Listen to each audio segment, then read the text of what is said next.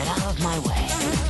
Hello everyone and welcome to Action RPG. I'm your host Aaron, and for today's video we're headed to the world of D4. The review embargo has been lifted, which means there's 1 of 2 trillion reviews online for Diablo 4.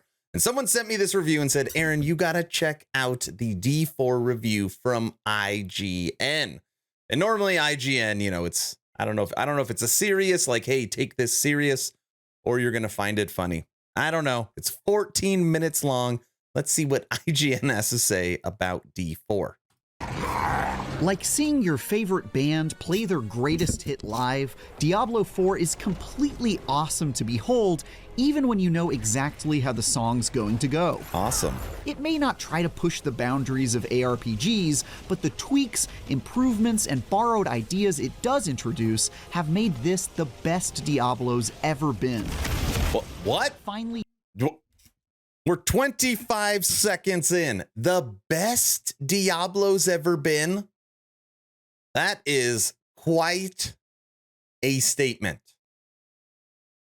Diablo 2 is the best it's ever been. Come on. All right. It's going to get better, I'm sure. tuned combat, extensive build options, and stellar graphics are all among the most impressive in the genre, and its endgame activities are shockingly well thought out. Endless build opportunities, I think that's what it said, are the most extensive in the genre. You're telling me there's more builds in D4 than any other action RPG in the genre. We're 36 seconds into this review. I now see why I'm required to watch this. Let's continue. A weak story and some irritating bugs do occasionally throw a wet blanket over the fires of hell, but the 80 hours I've spent in Sanctuary have still been overwhelmingly positive. And even after all that demon slaying, I'm excited to play a whole lot more. Break the chains. Oh, the review hasn't even started And yet. discover who you were man. meant to be. Break the chains. Diablo 4 largely succeeds at modernizing the depths of hell enough to finally match its more recent ARPG peers, like Path of Exile or Lost Ark. You and up to 3 friends are once again sent on an... Lost Ark is not an action RPG. It is a full-blown MMO. It is just isometric view. endless string of exciting dungeon crawls where mastering your abilities and optimizing your DPS are generally more important than an engaging story or explaining the insane diarrhea of flickering lights that currently occupies the screen. Running dungeons once again captures that enjoyable, compelling loop of killing hordes of enemies, completing objectives, and downing bosses. And doing side quests to learn more about the world's lore is usually a very good time too. I hope you've lined your pockets with healing drops. If you were hoping Diablo 4 would shock the ARPG world with massive innovations to the genre, however, you're likely to be disappointed in that regard. Blizzard mostly seems content to play it safe by making smart but unsurprising changes to the ARPG formula, with things like more customizable skill trees and more diverse playstyles between classes. It has the most basic skill tree of any game, of any action RPG of the last decade. Sorry. That might sound overly familiar, but this strategy has resulted in a game that's unbelievably well designed, succeeding at practically everything it tries. Diablo 4's story probably isn't going to win any awards, but it's still a massive step in the right direction compared to its predecessor. The quest to find and stop Lilith, daughter of one of the primevals of hell, after she unleashes her fury upon Sanctuary, serves as a fantastic kicking off point.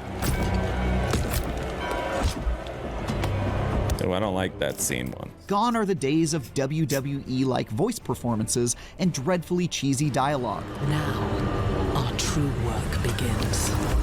The Queen of Succubi is one of the most complex villains the series has ever seen, with motivations that even made me question the justness of my own cause. And now, all that you might have been. I'm guessing Lilith ends up being the good guy then we... But before you get any real payoff There. for what's expertly set up in the first act, you'll spend most of the next 4 going on tangentially related errands with more filler than a packing peanut factory. We're not here to collect. Wow, they're saying the result story is an sucks. interesting but disjointed story, which is a real shame, because anytime Lilith is on screen, it's engrossing stuff. But she's largely hidden behind a curtain, waiting for the final act of the campaign, with a payoff that then doesn't stick the landing. This can't be. The ending does at least nicely set up a whole host of possibilities for Diablo 4's inevitable updates and expansions, but it's hard not to feel let down by what this story could have been. Wow.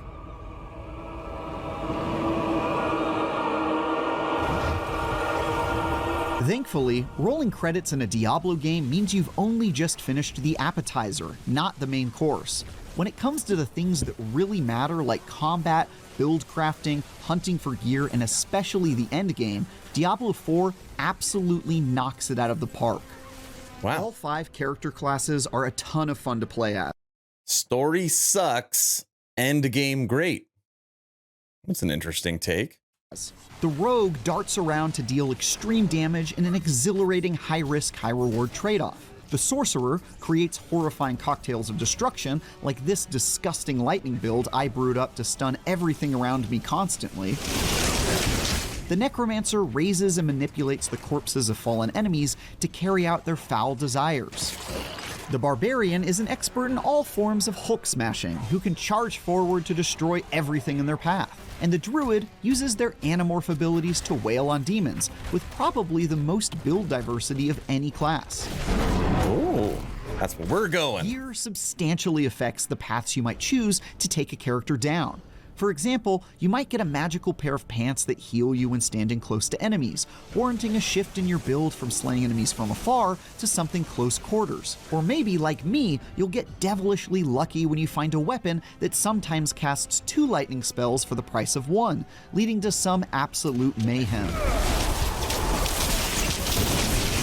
Trying out new builds and experimenting with powerful equipment is one of the best parts of Diablo 4. I spent most of my time on my sorcerer, where I continuously discovered new and extremely rude ways to be the best glass cannon I could be, like equipping an ice shield that froze enemies for the sin of attacking me to remove said shield. The variety of systems available to optimize your character are so numerous that it can be pretty dizzying at first. Playing even on for a Diablo controller. veteran like me. But when properly mastered, this is easily one of the best build crafting Go toolboxes of all time. Figure. Whether it's the dense skill trees, the endgame paragon boards and powerful glyphs that can be upgraded and socketed into them, the plethora of loot options across various world tiers and rarity levels, the gems and vendor upgrades you can use to make Actually, here that the game equipment plays even very well better, on a controller. or the fact that gear perks can be tweaked to optimize them for a certain build. Blizzard seems to have thought of just about everything. And all that control meant I never came close to feeling like my time wasn't being respected when a loot drop didn't happen to go my way.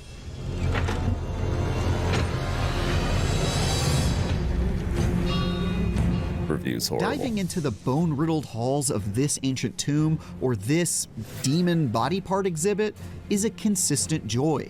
No matter what class you've chosen, shredding your way through piles of wretched reprobates is usually effortless fun that lets you flex your unrivaled power. Though some of the more difficult activities like nightmare dungeons are bound to put those skills to the test. There's also a good chance you'll run into a random event that might have you rescuing some poor lost souls or getting attacked by the Butcher, a familiar demon who enjoys meat hooks more than I thought possible. Admittedly, regular minions have very few unique mechanics I could discern in the seconds it took to send most back to hell with my coldest regards. But you do get the occasional breath of fresh air, like shamans that summon new enemies to the battlefield, making their executions a high priority, or skeletons that slowly shamble toward you with big beefy shields. Dungeon bosses have a bit of a similar inconsistency. I can only fight so many big floating demon wizards called the Curator or some such nonsense before it all just blends together into one big pile of satisfyingly defeated gore. That's fair. But others are much more memorable, like one where a laughing cultist repeatedly summoned waves of freaks until he ran out of steam and was quickly turned into a bowl of mashed potatoes by me and my friends. Speaking of friends, Diablo IV is great for making them, as an online connection is required to push back the forces of evil. While this comes with the expected rare hitches, like getting disconnected or having to wait in short we got a queues long play ways to during go in this particularly busy review. time, the benefits far exceed the drawbacks. There's a much greater sense of discovery now, as you encounter other players out in the wild or murder them in cold blood in a PvP zone. And those chance encounters when you're taking down a world boss, for example, can turn into new online friends. It's especially cool that trading and clans seem to have greatly increased in prominence compared to previous Diablo games. And there's a real sense of community around taking down endgame group activities together. That's the kind of magic you can get in an online Look at the world game, boss. and I'm very excited to see what ridiculous shenanigans the community gets up to. Ooh. Optimizing your build and coordinating with your squad means nothing if there aren't endgame activities waiting to be conquered. And True. Diablo IV has quite possibly the best day one endgame experience I've seen. Once you've beaten the campaign, you'll be able to run bounties for the extremely creepy Tree of Whispers, which spawns new activities infinitely in exchange for high-level loot drops. Doing so at higher world tiers also gives you keys to nightmare dungeons, which are more challenging versions of existing levels that add crazy stuff, like an invincible crystal that magically chases you while you fight souped-up enemies. I was around level 43 when I finished the campaign, but at level 50, you'll also be ready to tackle the first capstone dungeon, a mostly by-the-numbers dungeon that serves as a power check to unlock the third world tier, and which grants access to a variety of new activities and loot drop ranks. One completely awesome addition are Helltide events, which cause blood to rain from the sky in certain zones and uber-deadly enemies swarm everywhere. Killing them and collecting nonsensically named aberrant cinders without dying allows you to open special chests that are positively crammed with sacred loot, like this. But PvP is possibly the endgame activity with the longest tail. You'll find 2 PvP zones in Sanctuary, where you compete to slay NPC enemies to collect materials while keeping your head on a Field of swivel Hatred. to defend against rival players Where who you're might gonna decide to find kill me. you and take your resources for themselves. Running around in these chaotic zones is completely nerve-wracking and hilarious, especially since even your own party members can betray you by scooping up your valuable materials since they aren't shared. You might even be tempted to leave the party to rid yourself of that pesky friendly fire protection and lash out at a former ally. Then at level 70, you get another capstone dungeon to unlock the final world tier for even better loot, and there's yet another final endgame dungeon designed for level 100 characters after that. The treadmill of things to conquer is so well designed, I didn't want to get off even when I felt like I had seen 95% of what was on offer. He's saying it's The whole addicting. time you work towards the max level of 100, you're earning Paragon points to make your character even more deadly against your increasingly formidable foes, which serve as a carrot to keep grinding your way through Tree of Whisper bounties, Helltide events, and PvP zones. The endgame grind to reach that max level is practically perfect in terms of variety, replayability, build crafting, and more.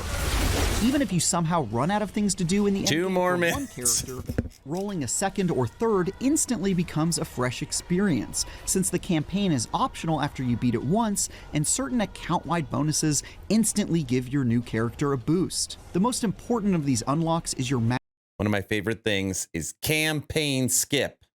I love that. Good call on that one, Blizzard. mount, which allows your new characters to race off to faraway parts of the map so you can begin leveling with whichever activities you want. Tackling dungeons or participating in PvP from the fresh perspective of a whole new class immediately shakes off any dust Diablo 4's lengthy grind might gather and extends the good times even further than I thought possible. The only things that can occasionally knock that train off the rails are a few nasty bugs. For example, if you enjoy teleporting around as a sorcerer, be prepared to get stuck in the ground literally hundreds of times. That's like this. expected. Thankfully, that can be resolved by just teleporting back to town, but I wasted a lot of time retracing my steps, only for it to happen again a few minutes later. There's also some weird rubber banding that sometimes goes on when you try to go from one region to another that prevents you from entering a zone. Most of Diablo 4's issues are extremely specific things like this that will probably get patched, but they were noticeable enough to tangibly impact my enjoyment a bit in the meantime. The verdict, here it is. Ooh. Diablo 4 is a stunning sequel with near-perfect endgame and progression design that makes it absolutely excruciating to put down. The story is disappointing, despite still being a noticeable improvement over Diablo 3, and there are some annoying bugs that need squashing, but the combat, the loot game, and both the sights and sounds of this world are impressive enough to smooth over those rough edges. Diablo 4 takes the strategy of refining things the series already did so well rather than giving it a massive overhaul. And that careful and reverent path has shaped this massive sequel into one of the most polished ARPGs ever created, which makes slicing through the legions of the damned a hell of a good time. One of the most polished action RPGs ever made. IGN gives it a 9 out of 10. Go figure. Okay. It's not the best Diablo game ever. I guess that's hard to be determined. It's going to be hard to beat Diablo 2. Is it possible? Maybe. I mean, just the first 25 levels, it would take incredible change to have it become the #1 Diablo game. Does it have the best build customization in the genre? Obviously not even close. Now, I'm not going to talk about Endgame because I haven't played it, and I'm not going to talk about story because I don't know it. All in all, we're going to have to wait and just see what Diablo has in store for us in Sanctuary. I'm going to give my own little Diablo video tomorrow morning because I keep getting asked over and over again, Aaron, are you going to make builds for Diablo? Are you going to play Diablo? Are you going to cover Diablo 4? That video will be coming tomorrow morning. And this video is super long. IGN, thanks for the review. Hopefully you were entertained or at least learned something. Aaron, out.